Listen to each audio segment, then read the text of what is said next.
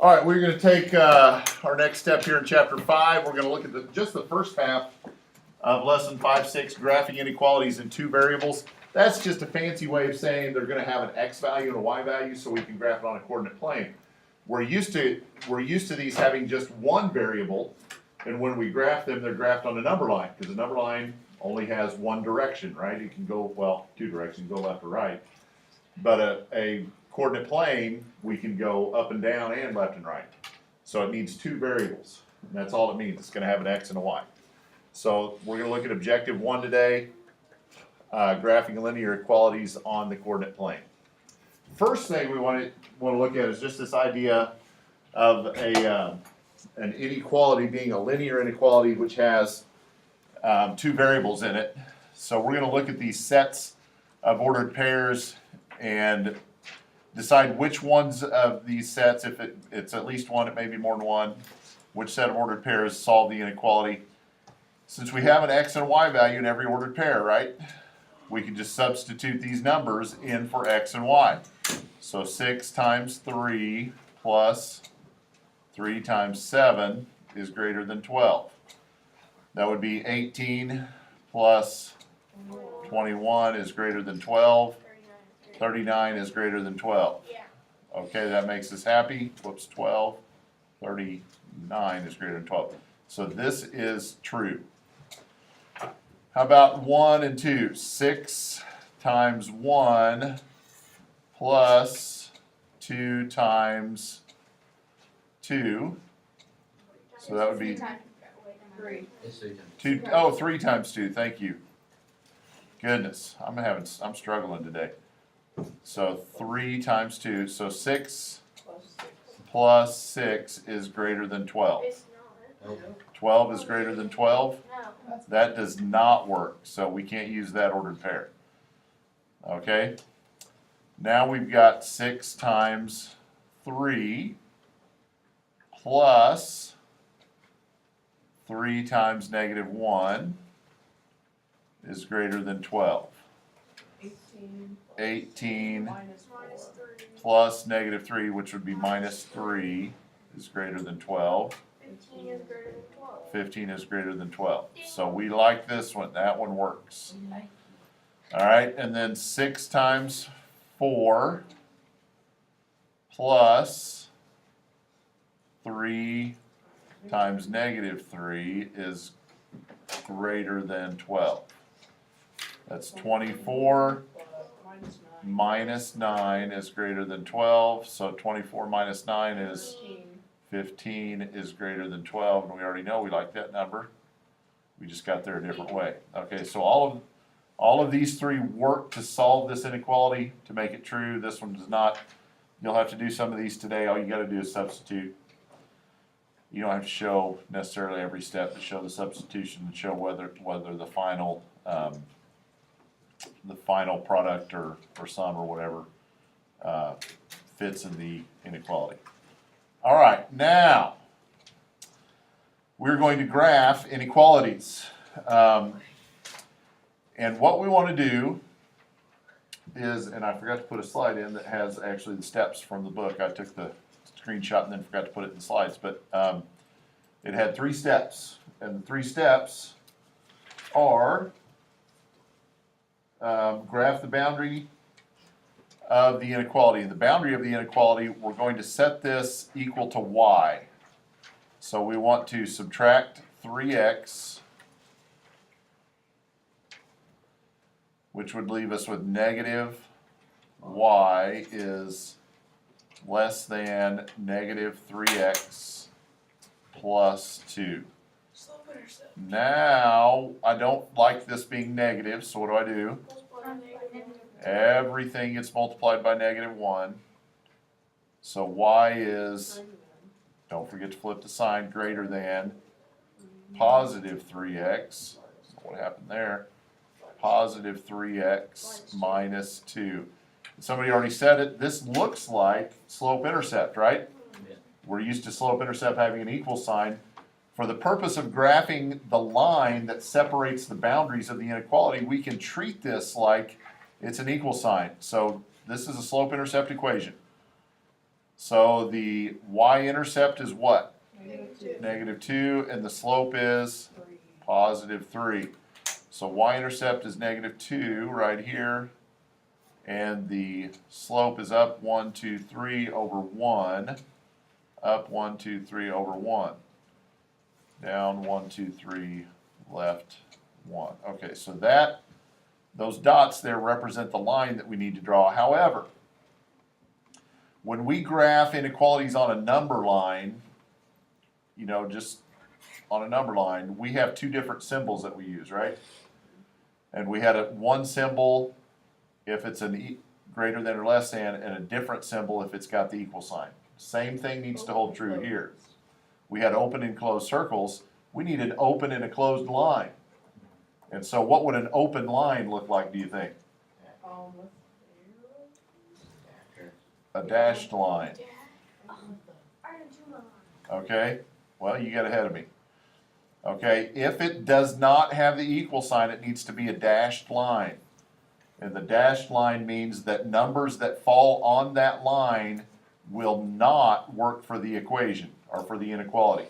Okay, it's going to be something like this one. If we had graphed this inequality, this ordered pair 1, 2 would be on the line because it's 12 is greater than 12. Since you get the same number, it's going to be on the line, and since it doesn't have the equal sign, it doesn't work. Okay, so Tessa. What if you have greater than equal to sign? If it's a greater than equal to sign, we need this is an open line. What's a closed line going to look like? It'd be a solid line. Since if it's got the equal sign, it's going to be a solid line. Okay. Okay, now, when we graph a line for a linear equation, if it's just y equals 3x minus 2, the only numbers that work to make our equation true are numbers that fall on that line, right? Yeah. Well, we need to decide what numbers will make this inequality true, and inequalities are going to be true for one side or other of the graph. And in order to prove it, we need to choose an ordered pair. There's one super duper easy ordered pair. 0, 0. 0, 0 is always going to be really easy. If I choose this ordered pair, put it in the original equation. So 3 times 0 minus 0 is less than 2. So 0 is less than 2. Is that true? Yep. 0 is less than 2, which means this side of the line is going to be true, so we shade it. Just like we shade on the number line to show which direction is true, we shade on the coordinate plane to show which direction is true. That means any ordered pair on this side of the line is going to work to make this inequality true. Does that make sense? Yes. Okay. And now we're done. I mean, it's a few more steps than we're used to when graphing just linear equations. What about the other side? The other side will not work. If we choose any number over here, let's choose 2, 2. Okay, so if you put 2, 2 in the original equation, I'll do a different color to show it. So it's 3 times 2 minus 2 is less than 2. So 6 minus 2 is less than 2. That's 4 is less than 2. It's false, so that does not work. So if you check 0, 0, and 0, 0, unless the line goes through 0, 0, you can use that to check, right? So if 0, 0 ends up being false, then you shade the other side. If it ends up being true, you shade the side that's true. Okay, does that make sense? Yep. All right, Aiden, What if the dashed line one were to go through 0, 0? then you need to choose another point, okay? Because it's going to be false for the line, but that doesn't tell you which side to shade. So if 0, 0, if it goes through the origin, you can't choose that point. All right.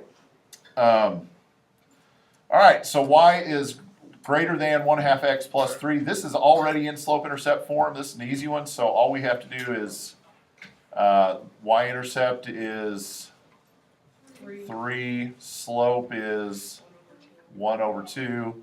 So 1, 2, 3. Up 1 over 2, up 1 over 2, down 1, left 2, down 1, left 2. Okay, so our line is a dashed line. 0, 0. Choose 0, 0 as our point. So 0 is greater than 1/2 times 0 plus 3. False. 0 is greater than 3. That is false. So that means we don't shade this side. We shade the opposite side. Not too bad.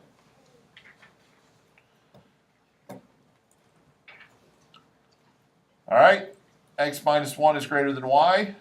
Flip it around. Flip it around, so y is less than x minus 1. All right. Y-intercept is -1, slope is 1. Good. So y-intercept is here, -1. Slope is up 1 over 1.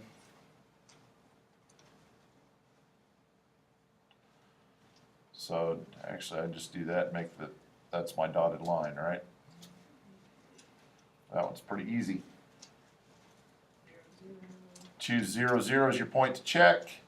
So 0 minus 1 is greater than 0. -1 greater than 0. 0. That is false. So we would shade this one. Okay? Last one. So x plus 5y is less than or equal to 10. We've got to get it equal to y. So what do? Subtract x. Subtract x. 5y is less than or equal to -x plus 10. Divide by 5. Divided by 5. So y is less than or equal to -1/5 x plus 2. So y-intercept is 2. Slope is -1 over 5.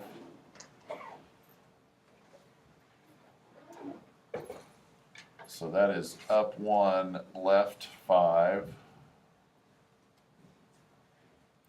Or down 1, right 5. This one has the equal sign. So what do? Straight line. Solid line.